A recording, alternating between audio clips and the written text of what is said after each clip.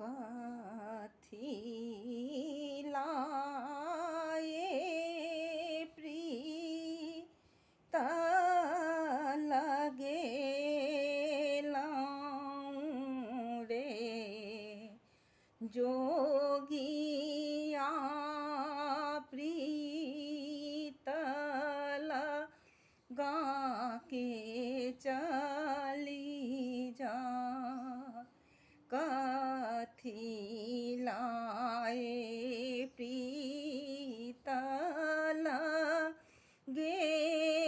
लाऊं रे जोगिया प्रीत लगा के चली जा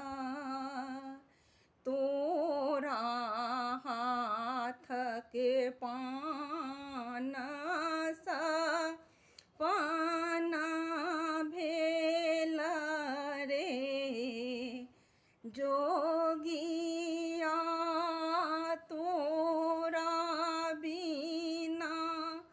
किछु ने सोहा कथी लाए प्रीत लगे लाऊं रे जोगिया प्रीत लगा के चली जा खूजला के सभी साम भेल रे जोगिया काजर गेल दाहा कथी लाए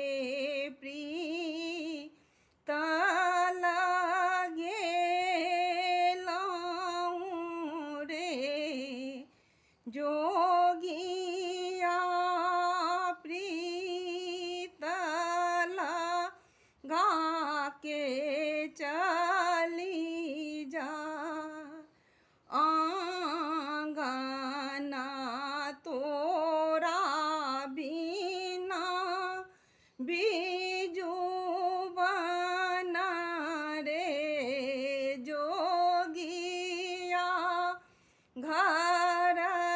लागे दिवस आना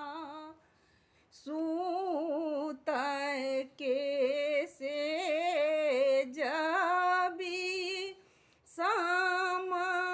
भेल रे जोगिया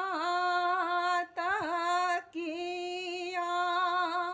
मोहिने सोहा